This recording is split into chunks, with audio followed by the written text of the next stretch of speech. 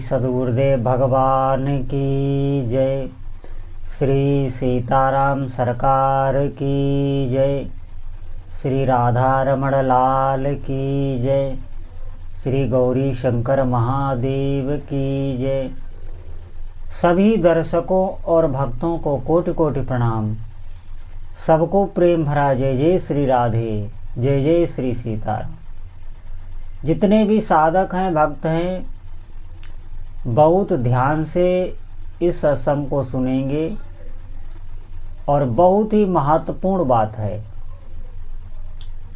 देखिए, साधकों से ये जो कहा जाता है कि अभी जो आप सत्कर्म कर रहे हैं, जो भी भगवान का जप नाम जप कर रहे हैं, भगवान के विग्रह की सेवा कर रहे हैं, जो भी आप परमार्थिक कार्य कर रहे हैं, ये आप अभी ऐसा समझ लें जैसे भूमि में जब अन्न बोया जाता है तो वो फसल फिर उगती है, उगने के बाद फसल पकती है, पकने के बाद हम काटते हैं और फिर अपने घर लाते हैं। आप ऐसा ही समझें, अभी जो आपके सामने सुख या दुख आ रहे हैं, जो आपका प्रारब्ध बना हुआ है, जो भी कर्मों से आप जूझ रहे हैं, ये आपकी बखारी में भरा हुआ अनाज है। जैसे बखारी में जो भरा हुआ अनाज होता है, उसका हम चक्की पे पिसा के और फिर उपयोग करते हैं, खाने में उपयोग करते हैं, क्योंकि वो हमारे अभी बखारी में भरा हुआ है। और जो खेत में हमारे जमा हुआ है वो कट के फिर बखारी में आएगा। तो अभी जो हम कर्म कर रहे हैं ये हमारा खेत का समझें, जो हमारे खेत में अन्न है अब वो बखारी में आने वाला है। ध्यान दें, हम भूल ये करते हैं, हम देखते हैं लोग पापाचरण स्वतंत्रता से कर रहे हैं। हमारे धर्म को जो नहीं मानते हैं वो ना तो पीपल को माने, ना गौ को माने, ना गंगा जी को माने, कुछ भी नहीं माने। पीपल वो काट दे रहे हैं, तुलसा माता का अपमान कर दे रहे हैं, किसी भी सनातन मंदिर को वो मानते नहीं, मूर्ति पूजा की अवहेलना कर देते हैं। तो हमारे मन में ये प्रश्न बैठा रहता है कि लोग जो पाप खुलेआम कर रहे हैं, इनका कुछ बिगड़ता क्यों नहीं, तत्काल इन्हें कोई दंड क्यों नहीं मिलता। आप ध्यान रखें, ये जन्म स्वतंत्र है और पिछले जन्म से निर्धारित होकर ये मिला है। इसमें आप स्वतंत्रता से जीते रहें। आप हमारी बात पर विश्वास करेंगे, मरने के बाद जो वैदिक सिद्धांत है वही लागू होता है। जो हमारे शास्त्र पुराणों में लिखा है वही लागू होता है। जैसे आप देखेंगे हमारे धर्म शास्त्रों में लिखा रहता है कि इस दिन चंद्र ग्रहण पड़ेगा, ये मुहूर्त में लिखा रहता है, पढ़ के देख लेना। 1 साल आगे का, 10 साल आगे का, 50 साल आगे का हमारे ग्रंथों में ये बताया है, ज्योतिष शास्त्र में ये बताया गया है कि कब ग्रहण पड़ेगा। जो भी घड़ी नक्षत्र हैं, जो भी लग्न हैं, सब पहले से निर्धारित हैं।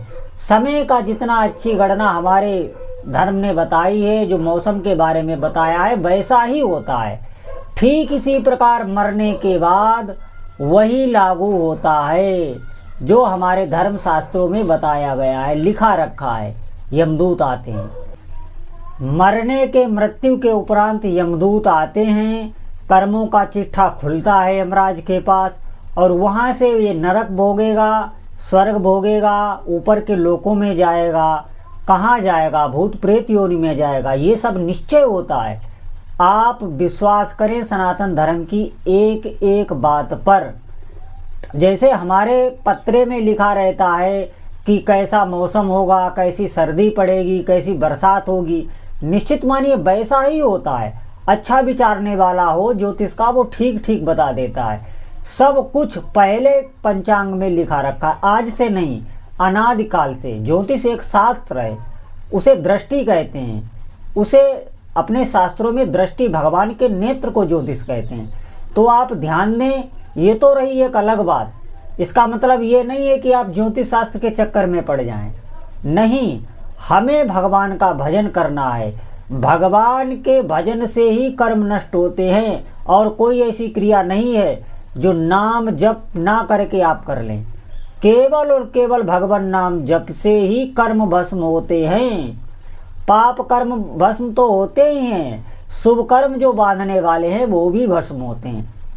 बिल्कुल बंधन मुक्त अगर आपको होना है और इसी जन्म में भगवान के चरणों की प्रीति, हम प्रसन्न रहने लगे, हम सुखी रहने लगे, हमारे मन में कोई डर ना रहे, हम बिल्कुल संशय, कोई संशय हमारे भीतर ना आए, हमारे रात और दिन भजन में बीतने लगे, हमें सब कुछ अच्छा लगने लगे।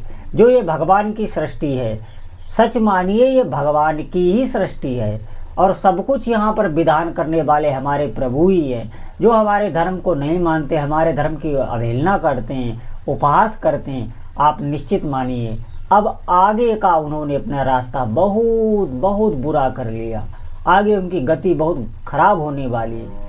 हमारे जो धर्म शास्त्रों में एक एक बात लिखी है वो अक्षरशः सही है। हमारे सनातन धर्म में जो भगवान के विग्रह की मूर्ति की सेवा बताई गई है, मैं आप सभी गृहस्थियों से ये निवेदन कर रहा हूँ, भगवान की छवि की या उनके विग्रह की सेवा अवश्य करें।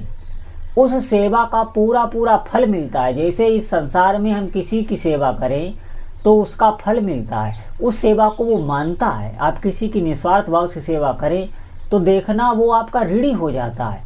इसी प्रकार जो हमें छवि मिलती है प्रभु की, हमें जो विग्रह मिलता है, उस सेवा का एक रहस्य छिपा है।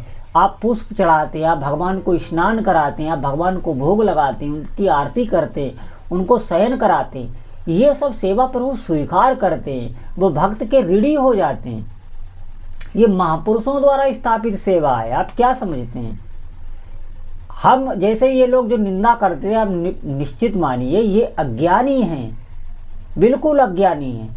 आप यहाँ पर देखिए, आप किसी का फोटो पूजने लग जाएं और उसको पता लग जाए कि हमारे फोटो की पूजा करता है, तो बताइए उसकी आपके प्रति क्या भावना हो जाएगी। आप यहीं प्रकट व्यवहार में देख लीजिए। आप किसी व्यक्ति की, मैं एक ये उदाहरण दे रहा हूँ, आप ऐसा करने मत लग जाना। आप किसी व्यक्ति की फोटो पूजने लग जाएं और उसको जाके कोई बता दे कि देखो वो आपकी फोटो पूजता है, आरती करता है, तो उस व्यक्ति के कैसे भाव आपके प्रति हो जाएंगे, कितनी ममता उसके भीतर उत्पन्न हो जाएगी आपके लिए। ठीक इसी प्रकार जो हमारे उपास्य देव हैं वो हमारी एक एक सेवा को देखते हैं, एक एक सेवा स्वीकार करते हैं। आप विश्वास करिए, भगवान का नाम जप करना है, हमें महापुरुषों शास्त्रों की बात माननी है। भगवान नाम का जितना वर्णन किया गया है उतना किसी का वर्णन नहीं है। सभी बंधनों को, सभी कर्मों को काट फेंकने वाला है। जो हमने बताया कि हमारे जो बखारी में जवा है, जो खेत में है, आप निश्चित मानिए आप नाम जप कर रहे हैं तो कोई कर्म ऐसा आपके आएगा ही नहीं जो आपको क्लेश दे। और इस जन्म में ऐसा नहीं है, इस जन्म में जो हमारे पूर्व जन्म के भयंकर भयंकर पाप हैं वो हमें भोगने ही पड़ेंगे। नहीं, नाम जप उसमें आपकी सहायता करेगा, आपका कुछ भी बाल वाका होने नहीं देगा, दुख भी सुख बन जाएगा। ये आपको सहूलियत दी जाएगी अगर आप भगवान का नाम जप कर रहे हैं। इसलिए साधकों से प्रार्थना है, नाम में लगिए, समय को व्यर्थ मत कीजिए। मनुष्य शरीर स्वतंत्र है लेकिन बहुत थोड़ा भी है, समय निकल जाने के बाद पछताना ही होता है, कुछ हाथ नहीं लगता। तो सभी साधकों से प्रार्थना है, आज से ही अधिक से अधिक भगवान नाम जप करें। बोलो जय जय श्री सीताराम।